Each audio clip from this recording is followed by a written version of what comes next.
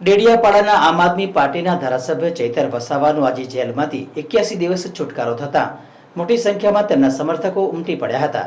આમ આદમી પાર્ટીના લડાયક અને યુવા નેતા અને આમ આદમી પાર્ટીના ધારાસભ્ય ચૈતર વસાવા વડોદરા સેન્ટ્રલ જેલમાંથી બહાર આવ્યા ત્યારે ધારાસભ્ય ચૈતર વસાવાનું સ્વાગત કરવા પ્રદેશ સહપ્રભારી ગુલાબસિંહ યાદવ, પ્રદેશ પ્રમુખ ઈસુદાન ગઢવી અને પ્રદેશ સંગઠન મહામંત્રી મનોજ સોરઠિયા ઉપસ્થિત રહ્યા હતા।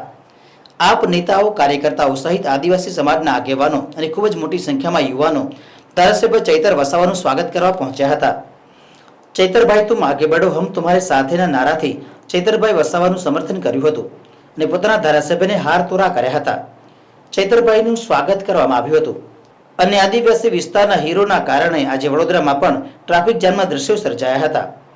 आप धारासभ्य चैतर वसावा आदिवासी विस्तार અને સમાજની સાથે સાથે સમગ્ર ગુજરાત માટે ફરીકવાર મજબૂતીથી અવાજ ઉઠાવશે અને ષડયંત્ર કરીને તેમના પર ખોટા કેસ દાખલ કરવામાં આવ્યા હતા તેમ ચૈતર વસાવાએ જણાવ્યું હતું। વધુમાં ચૈતર વસાવાએ મીડિયા સમક્ષ નિવેદન આપ્યું હતું। આવનારા દિવસોમાં મારી સાથે ન્યાય થશે। સત્યને ગમે તેટલો પરેશાન આ પોલીસ અને ભાજપના લોકો કરશે પણ સત્યનો વિજય થશે। એ લોકોએ મારા અવાજને દબાવવાની કોશિશ કરી છે પણ આ અવાજ હવે દબાવવાનો નથી। જ્યાં પણ અન્યાય થશે ત્યાં અવાજ ઉઠવાનો છે અને આ સંવિધાને આપેલો અવાજ છે અને આ અવાજ એ લોકોના અવાજ છે એટલે ક્યારે દબાવવાનો નથી। પૂરી તાકાતથી અમે લડીશું। ચૈતરભાઈ હવે કેવી જોશથી કામ કરશે? ચૈતરભાઈ ભૂતકાળમાં જે રીતે સ્કોલરશિપ બાબતે જે રીતના સડકથી લઈને સદન સુધી અમે લડ્યા છે, ટેટ પાસના ઉમેદવારો હોય, ફિક્સ પગાર કર્મચારીઓ હોય, આઉટસોર્સિંગ કર્મચારીઓ હોય, ખેડૂતો હોય, મહિલા હોય, આદિવાસી હોય, બધા માટે ચૈતર વસાવા અવાજ બન્યા છે। એ જ અવાજ આવનારા દિવસોમાં પણ બનશે।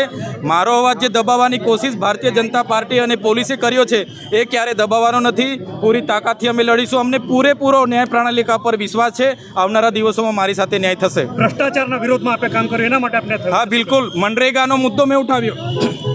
કેટલાક પ્રધાનમંત્રી આવાસમાં હપ્તાઓમાં જે કમિશન લેતા હતા એ ઉઠાવ્યું એટલે ભાજપના નેતાઓને કેટલાક કર્મચારીઓને અને આઈપીએસ અધિકારીઓને ગમ્યું નહીં એટલે આ ખોટો કેસ મારા પર બનાવેલો છે। થેન્ક યુ જી ધન્યવાદ।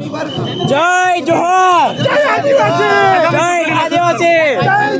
આગામી ચૂંટણીમાં જે પ્રકારે આમ આદમી પાર્ટીના રાષ્ટ્રીય નેતા અરવિંદ કેજરીવાલજી, સુદાનભાઈ ગઢવી, અમારા પ્રમુખ ગોપાલ ઇટાલિયા, સૌની આગેવાનીમાં અમે બધા સાથે રહીને પૂરા ગુજરાતમાં જે 9000 બેઠકો છે 9000 બેઠકોમાં અમારા ઉમેદવારો મજબૂત ઊભા રહેશે।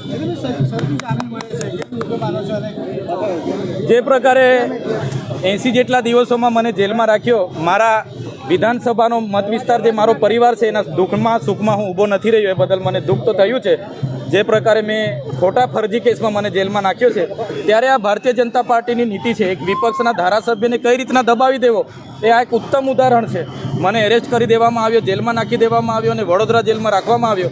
આ ભારતીય જનતા પાર્ટી એવું ઈચ્છે છે કે ચૈતરભાઈ વસાવાને દબાવી દઈએ, એમને અમારી સાથે લઈ લઈએ પણ ચૈતર વસાવા દબાય એવા નથી। આ ચૈતર વસાવાનો માત્ર અવાજ નથી, આ ચૈતર વસાવાને સંવિધાને આપેલો અવાજ છે। આ ચૈતર વસાવાનો અવાજ એ જનતાનો અવાજ છે। આવનારા દિવસોમાં સડકથી લઈને સદન સુધી ઉઠવાનો છે। લોકોનો પ્રેમ મળ્યો છે એ જ મોટી વાત છે મારા માટે।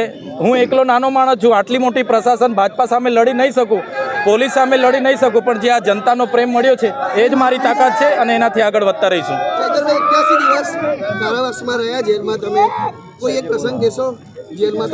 જેલમાં તો જેલના જે નીતિ નિયમ હોય છે, 6:30 વાગે ઉઠવાનું, એનું જેલનું જમવાનું, તો જેલના જમવાના પ્રમાણે જેલની પથારી, જેલનું નીતિ નિયમ એ પ્રમાણે અમે પૂરેપૂરું પાલન જેલમાં કર્યું છે। ક્યાંય પણ મારા તરફી જેલ પ્રશાસનને તરફથી કોઈ ટકોર કરી પડે એવું ક્યારે મેં જેલના નિયમોનું પાલન કર્યું છે। જેલનું ભોજન જમ્યો છું, જેલના નીતિ નિયમો મેં પાડ્યા છે। રાજકીય કોઈ મુલાકાત તમને મળવા આવ્યા?